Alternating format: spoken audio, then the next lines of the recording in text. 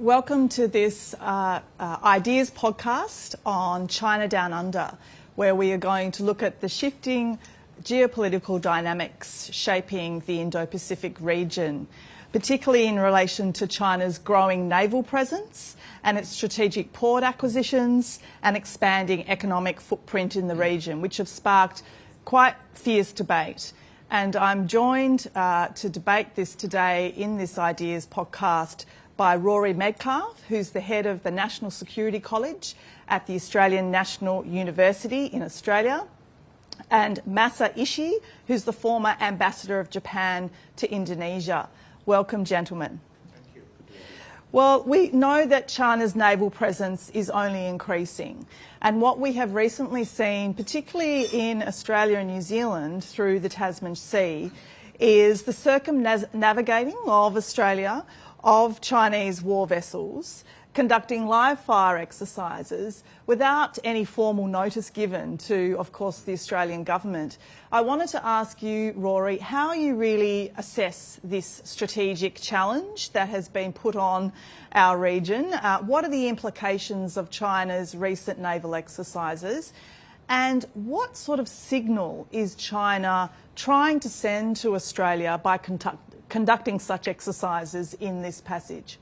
Look, thanks, Lisa. There's a lot there, and I think this is an important topic. I think the first point to note is that it was always inevitable that China would have a growing role and presence in the South Pacific and indeed across the Indo-Pacific as its economy has grown, as its military power has grown, as its interests have expanded.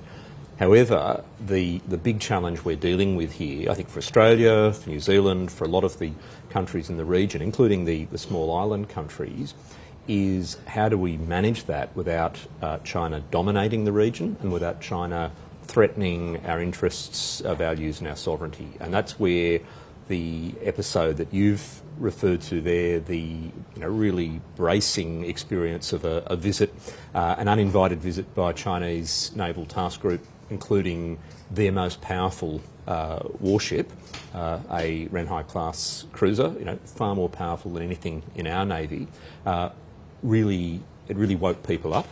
It was really quite confronting. Yes, I think China is sending an intimidating signal. Yes, their behaviour was, strictly speaking, consistent with international law. That doesn't mean that it was in any way an act that was done with prior notification or consent. And I think what this will lead to is much sharper awareness, certainly in the Australian population, across the Australian political spectrum. In New Zealand, where I think our Kiwi friends were very forthright in their response, and even across the broader region, that we need to be ready for more of this. We need to be able to ensure that in future Chinese naval or military activity in our region is not only not a threat to our interests, but it cannot be, if you like, activated during times of crisis in ways that can threaten us. So I think we're at the beginning of a very long game here. Masa, how do you see this? I mean, given the legal framework of UNCLOS, how can Australia and regional partners like Japan balance that sort of respecting freedom of navigation with the need for transparency and responsible military conduct in the region? Welcome to the club. I think China has been doing that in East China Sea for a long time in a more fierce and consistent way. And I think the bigger background of this is that the US is leaving from the region. Whether they are leaving actually or not is an open question, but at least regional countries see that in that way. So particularly those Southeast Asian countries started hedging their security concerns. So I think the US withdrawal creates vacuum, which is the most dangerous invitation to China to extend their influence. So somebody has to fill the gap, fill the vacuum. And then I think responsibility will be heavily on the shoulder of Australia, New Zealand, Japan, and other democracies in the region who are both able and ready to defend the existing order. So I think we should cooperate, we should stick together, and then for us the most important rule is, as you said, rule of law. So I think we cannot overemphasize the importance of it. So Rory, if that is the case, How do Australia and New Zealand and Japan allies sort of, do we conduct a more robust naval strategy? Or, do we just accept that this is the new norm of Chinese naval presence growing as a new reality in our region? There are lots of dimensions there, and I'll certainly address the naval question, but we need to look more broadly, more comprehensively as well. For example, a big part of the contest for influence in the Pacific is in development assistance, in engaging economically and in other ways with societies and governments in that region. Our foreign minister's been very explicit about this, that we're in a contest for influence. And Australia's not stepping back there. In fact, if anything, just as concerning about questions about US alliances in the region are questions about the future of US development assistance, with the, frankly, the self-sabotage of US aid. Recently, it puts a greater burden on Australia, Japan, New Zealand and others, the Europeans, I think even India, I would say, to contribute to the stable sovereign development of the region. On the defence and naval side, I think the good news is that Australia has already been working for a number of years with Japan to build some quite strong middle player arrangements. We have a very close security relationship with Japan. We're doing a lot more with India. I know here at Raisina, some very substantive conversations on the sidelines involving our defence establishment and the Indians.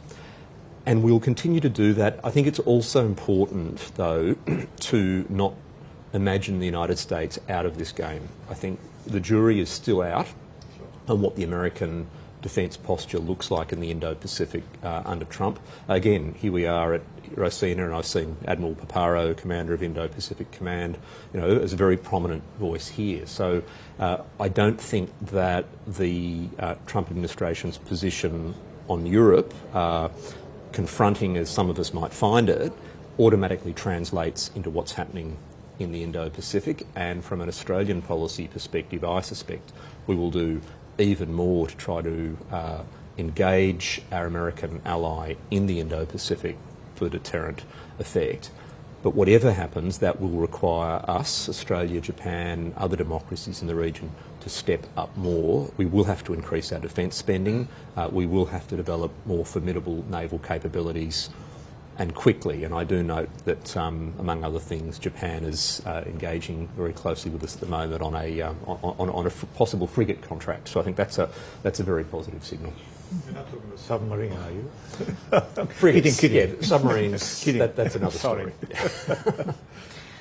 Massa, do you see it the way Rory sees it, that Japan also will need to step up? I mean, obviously we do engage in terms currently with the United States and India through the Malabar exercises, and we were pleased to host Malabar in Sydney a couple of years ago. Historic, I think what China has done in recent weeks is just testing your resolve to defend the South Pacific countries, and then I think you should be in charge of that. And Japan, you'll see Japan more active in Southeast Asia, because it's after it's in the backyard. So I think we need to step up efforts and cooperation with such countries as Philippines, who is supposed to be the U.S. ally, but I think they need every help.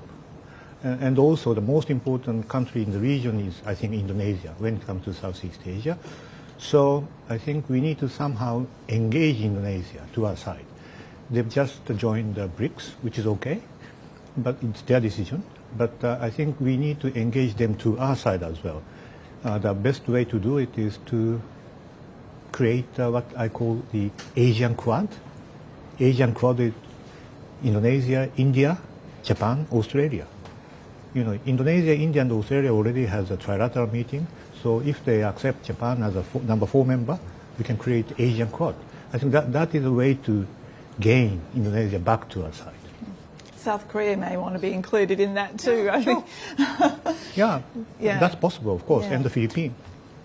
All right, well, considering all of that and the fact that, there is this expanding Chinese naval presence in our region, how does that play out in terms of our economic dependency, if I can call it, with China. So both Japan and Australia obviously face similar challenges when it comes to balancing economic engagement with China whilst maintaining our robust security posture. So in light of what we're seeing, particularly the aggressive actions in the South and East China Seas, how can countries like Australia and Japan and other Indo-Pacific countries navigate that complexity of, our economic relationship, our, trade and economic dependencies with China whilst, shaping our own security policies in response to this presence? Rory. I was going to invite Masa to go first, but that's all right. Look, it's a problem we all face. I think whether it's Australia, whether it's Japan, so many countries do have a very substantial trading relationship with China, not necessarily an investment relationship, but a trading relationship. And that will continue on an interest basis. But I think Australia had this very confronting wake-up a number of years ago on the economic front with Chinese economic coercion. You could almost point to the naval visit to the South Pacific as a military equivalent of the economic wake-up we had 5 years ago now with Chinese economic coercion against Australia. And I think it would be an absolute mistake to be prioritising every dimension of the China economic relationship, regardless of the timidity that might bring to our strategic posture. And I think one criticism I'd make of my own government at the moment is that it was a mistake for our Prime Minister to be talking about the lobster trade with China in the same sentence as talking about our response to the Chinese in the South Pacific. They're separate issues, and we need to be prepared for the fact that China may try economic coercive measures against us in the future. So the argument is still diversification, trade where it's in both sides' interests, but diversify and be prepared for future strategic and economic shocks, because they will come. Mm-hmm. Okay. I think if US actually really withdraw, or let's say selective engagement, I think that creates vacuum, and then for those Southeast Asian countries, the biggest influence comes from China, both in terms of the trade volume as well as the investment volume. So if you leave the situation as it is, they will be overwhelmingly, influenced by China. But what is actually happening is a little bit different. Even though all of them have a substantial economic relation with China, they are trying to hedge in their own way. The way they do it is different from country to country, but we do see the resolve in their part that they don't want to be completely conquered by China. So this is where we need to move in. So we need to bring sort of tailor-made approach to each country. Each country has a different problem in their economic relation with China. So Philippines, bananas, and everything. I think we can jointly help them. So that's one issue. Second issue is it's more fundamental, but sometime in the future we need to squarely face with the issue of free trade. Whether free trade is good for us or not, I think as far as Japan is concerned, free trade is still good. So we have every reason to pursue more free trade in the region, like expanding CPTPP.